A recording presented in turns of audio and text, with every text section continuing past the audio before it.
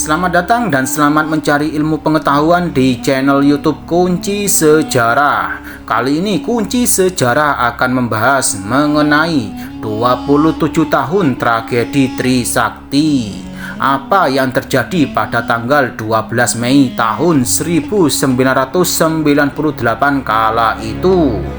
27 tahun lalu, pada tepatnya tanggal 12 Mei tahun 1998, peristiwa mencekam dan berdarah terjadi di kampus Universitas Trisakti, Grogol, Jakarta Barat, saat mahasiswa melakukan demonstrasi menentang pemerintahan Soeharto. 4 mahasiswa tewas dalam penembakan terhadap peserta demonstrasi yang melakukan aksi damai, yaitu Elang Mulia Lesmana, Hafidin Royan, Heri Hartanto, dan Hendriawan Sie. Sementara itu, dokumentasi Kontras menulis korban luka mencapai 681 orang dari berbagai perguruan tinggi di Indonesia.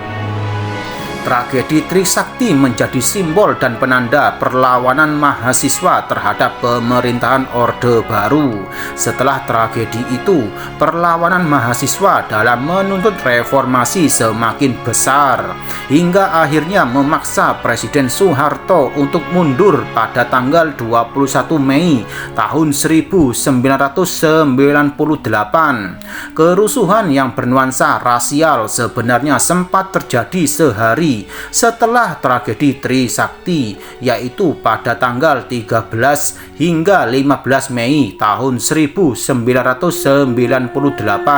Namun, kerusuhan itu tidak mengalihkan perhatian mahasiswa untuk tetap bergerak dan menuntut perubahan. Hingga kemudian pada tanggal 18 Mei tahun 1998, mahasiswa berhasil menguasai kompleks gedung MPR DPR dan beberapa hari kemudian menjatuhkan pemerintahan yang berkuasa selama 32 tahun itu. Lalu, apa yang terjadi pada tanggal 12 Mei tahun 1998 itu?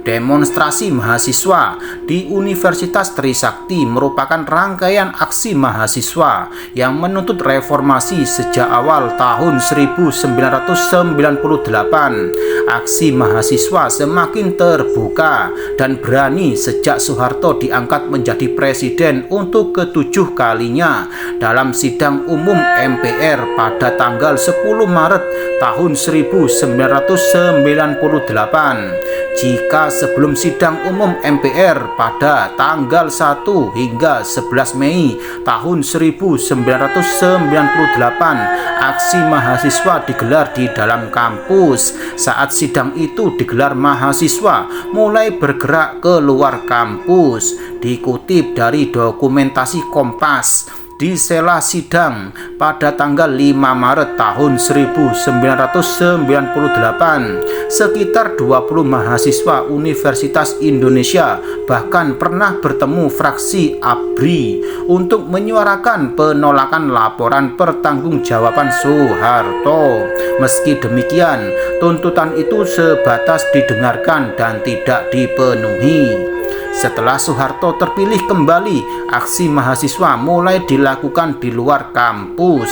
Aksi di kampus Trisakti pada tanggal 12 Mei tahun 1998 tercatat sebagai salah satu demonstrasi mahasiswa terbesar yang dilakukan di luar kampus. Kompas mencatat aksi itu dimulai sekitar pukul 11 siang waktu Indonesia Barat. Agenda aksi saat itu termasuk mendengarkan orasi Jenderal Besar A.H. Nasution. Meski kemudian tidak jadi datang, orasi pun dilakukan para guru besar, dosen, dan mahasiswa. Sekitar pukul 1 siang waktu Indonesia Barat, peserta aksi mulai keluar kampus dan tumpah ruah di Jalan Es Parman. Mereka hendak long march menuju gedung MPR DPR di Senayan. Barisan depan terdiri dari para mahasiswi yang membagi-bagikan mawar kepada aparat kepolisian yang mengadang ribuan peserta demonstrasi. Negosiasi pun dilakukan. Pimpinan mahasiswa, alumni, Dekan Fakultas Hukum Trisakti Adi Andojo dan Komandan Kodim Jakarta Barat Letkol Infrasi A. Amril sepakat bahwa aksi damai hanya bisa dilakukan hingga depan kantor Wali Kota Jakarta Barat, sekitar 300 meter dari pintu utama Trisakti. Berdasarkan kesepakatan itu, mahasiswa melanjutkan aksi dengan menggelar mimbar bebas menuntut agenda reformasi dan sidang istimewa MPR. Aksi berjalan hingga pukul 5 sore waktu Indonesia Barat tanpa ketegangan yang berarti. Saat itu, sebagian peserta aksi juga mulai masuk ke dalam kampus. Akan tetapi, justru saat 70% mahasiswa sudah masuk ke dalam kampus, terdengar letusan senjata dari arah aparat keamanan. Sontak, mahasiswa masa aksi yang panik kemudian berhamburan, lari tunggang langgang ke dalam kampus. Ada juga yang melompati pagar jalan tol demi keselamatan diri. Setelah itu, aparat keamanan bergerak dan mulai memukuli mahasiswa. Perlawanan dilakukan, mahasiswa mulai melempar aparat keamanan dengan benda apapun dari dalam kampus. Dihujani peluru tajam. Penembakan terhadap mahasiswa diketahui tidak hanya berasal dari aparat keamanan yang berada di hadapan peserta demonstrasi. Dalam berbagai dokumentasi televisi, terlihat juga tembakan yang dilakukan dari atas flyover Grogol dan jembatan penyeberangan. Aparat keamanan tidak hanya menembak dengan menggunakan peluru karet, pihak kampus pun menemukan adanya tembakan yang terarah dengan menggunakan peluru tajam. Kita sudah bilang aparat jangan represif, tapi kok seperti ini? Mahasiswa saya ditembaki dengan peluru tajam dan itu berlangsung di dalam kampus, ujar Adi Andojo yang juga menjadi ketua Krisis Center Universitas Trisakti. Padahal seharusnya ada prosedurnya, kok ini tiba-tiba pakai peluru tajam dan mereka mahasiswa sudah berada di dalam kampus. Padahal mahasiswa tidak melawan, tidak melempar batu dan tidak melakukan kekerasan. Mahasiswa saya itu sudah berangsur-angsur pulang ke kampus, kata Adi. Wakil Ketua Komnas HAM Marzuki Darusman yang hadir di kampus Trisakti pun menyatakan adanya serangan terhadap kemanusiaan dalam menangani aksi massa.